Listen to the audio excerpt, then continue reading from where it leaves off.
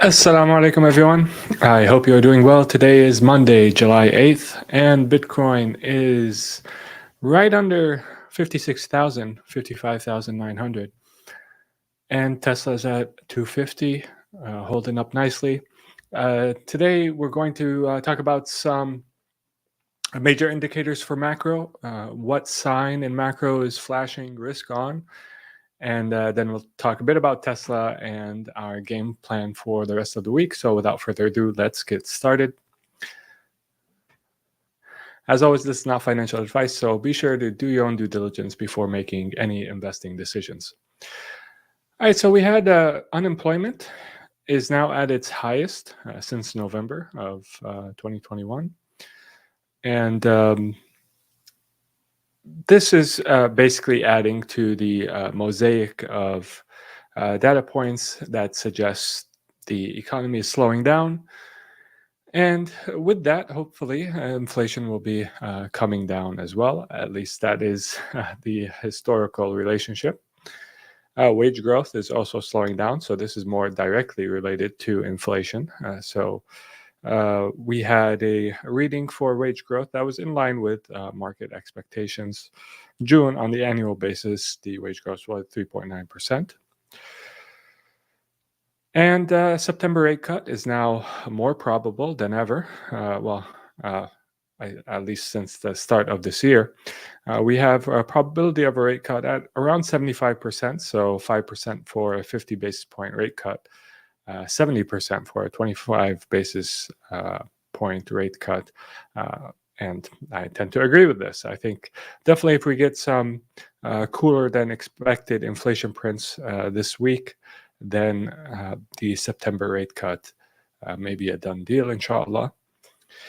The macro indicator that is flashing risk on is the U.S. dollar index. We've now had close to 7 weeks of weakness in the U.S. dollar index. This is typically associated with a risk on or macro suggesting risk on for investors. The reason for this is that when the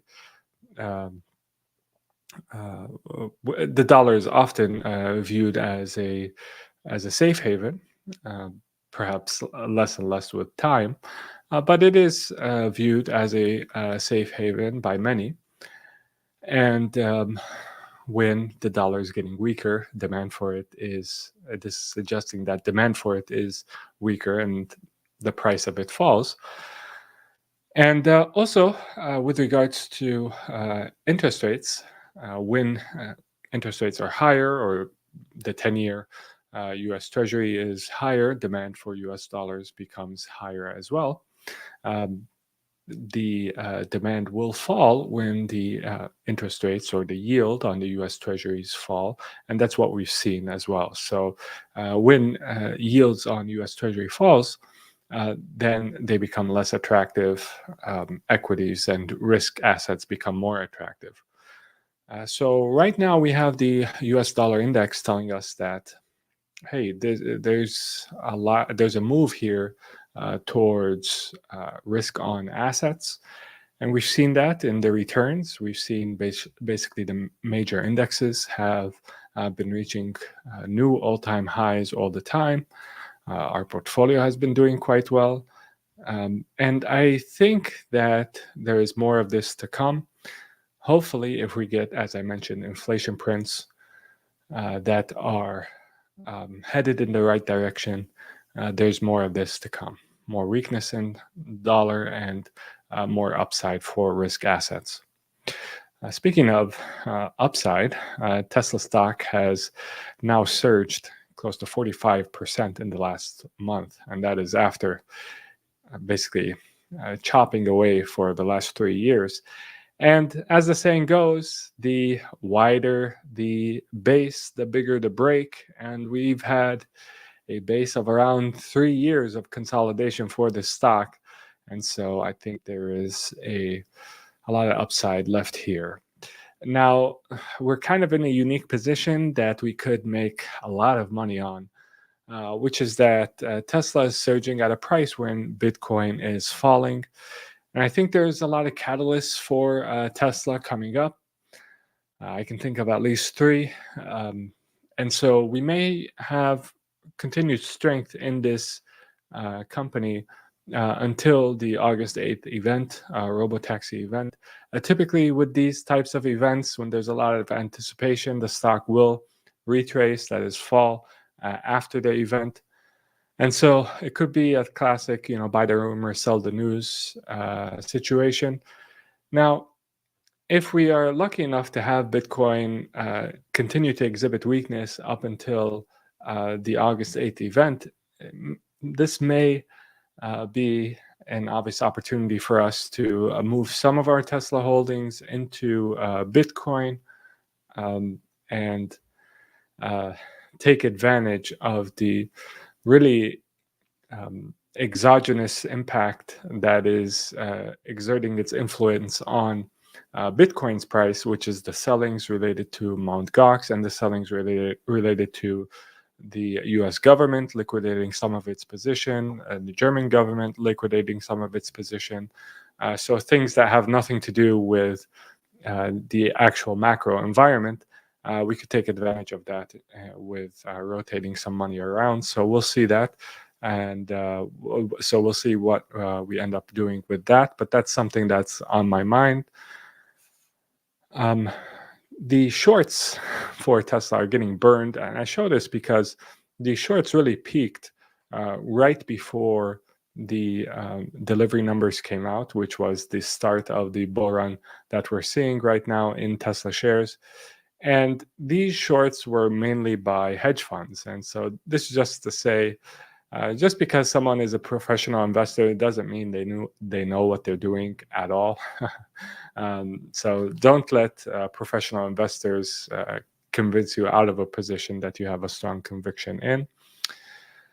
And one of the catalysts that I think is perhaps close, perhaps we get an announcement on it during their earnings on July 23rd, or perhaps on the August 8th event. But Tesla, as of April, was in talks with one major automaker about licensing full self-driving. So perhaps we get an announcement about that soon, and this will cause a lot of analysts who have not built in their models the revenue from FSD licensing to start building that in, and what the implications for that will be on the company's value. And as many analysts mentioned, including Elon Musk, the potential market value that FSD alone can add to Tesla is perhaps around $5 trillion. And that's alone. That's just FSD. We haven't talked about the humanoid robots or all the other businesses that Tesla is in. So this would be big. This would be very informative with regards to how to actually build in FSD into the valuation of this company. Now, the closest competitor to Tesla, I believe, is BYD, and they are being quite aggressive in their growth. However, there's still very little evidence that BYD has a competitor to Tesla's FSD, and BYD is not really in a lot of the other businesses that Tesla is in. However, I caught my attention that BYD was opening a plant in Turkey, and I know that Elon Musk has made a number of visits to Turkey, and so I wonder if this increases the probability of Tesla doing something in Turkey. I would certainly love to see that happen. So the upcoming week, so Tuesday and Wednesday, Powell will make some comments, and I really don't care about them. Noob investors will care, and perhaps the market reacts, but I really don't care. CPI comes out on Thursday. That's what I care about. I care about data. I don't care about the interpretation of that data by others. And PPI on Friday. And so if we do get some inflation numbers going in the right direction, then I think that this could add fuel to the rally that we're experiencing right now. Perhaps Tuesday and Wednesday Powell comments, actually, because I already know what Powell's going to say. He's going to say we've made a lot of progress on inflation. We'd like to see more data. That's basically a summary of what he's going to say. Some people may react to that. If the market reacts by retracing a little, this may be a good time to buy, and so we may do some of that. And then we'll see what the actual data on Thursday and Friday tells us. With that, if you'd like to follow our portfolios, we made a new stock pick last week. If you'd like to follow our portfolios, be sure to join and become a PIF member. Our community is growing every day, and we'd love to have you. Oh yeah, and before I forget, I would be remiss if I didn't mention, do leave a like. Thank you for getting our last live to 100 likes. Do leave a like so we do the same with this like. I'd really appreciate that. Let's go to questions very quickly. Hani says, Assalamu alaikum, alaikum salam. Can you please comment on cipher mining in terms of comfortability? In terms of comfort alone, I think it's fine. Very quickly, I'm just going to see if this is something that we cover. Okay, we don't cover it, but I think it's actually fine. At least last time I looked, it was fine. Thanks, Abdullah. Appreciate it. Are there a list of books, courses that you recommend? We do have our own course for halal investing, so check that out. I believe you're actually a course member already, Abdullah, but if you haven't checked it out, do that. See, inflation will stop anytime soon. Yes, I believe it's headed in the right direction. Exchange rate for USD is pretty high for some currencies. Yes, but as we saw, the US dollar index is actually weakening, which is good for risk on assets. Assalamu alaikum again. Off topic. What are your thoughts on non-compulsory home insurance? Generally speaking, I don't have a problem with the insurance. A lot of the commentary on that topic is very superficial and really doesn't understand deeply, what's going on. Just want to thank you. Your videos have made me $600, approximately 600 euros. Sorry, approximately 750 USD in the last 6 months. That's great. I'm really happy to hear that. Thank you, Midas. Really appreciate that. May Allah put barakah in every dollar you made, inshallah. I only have 10 shares of Tesla so far. How much do you think we have to push more before the robotaxi on August? Considering that I make 8,000 per month and my expenses are 5,000. Okay. Well, I do offer consultations for the type of so personalized review of your finances. But as it relates to Tesla, I can tell you our sell price right now for PIF on our watch list. Our sell price is around 320. So I actually think we could get up into that range pretty quickly, like 320. And that's when I would, if we get up there too quickly, I would consider shaving some of my position. Another question from Abdullah regarding crypto versus stocks. Would it be to sell BTC and altcoin for profit when things become better and put that into stable stocks, or should we hold crypto as long-term assets? Well, I think definitely Bitcoin is a good long-term hold. Crypto in general, I think you need to be very sort of selective with what you have. Although I think that you have to keep like your tap shoes you're on at all times, because things change all the time. Definitely book profits when you have them for altcoins, and make sure that you're keeping track of the projects that you have money in. Thoughts on J&J? J&J has been a consistent underperformer. We held it once in our portfolio, but then we got rid of it. So yeah, something about management there has been underperforming. Let's see here. How's it doing? It's kind of down right now.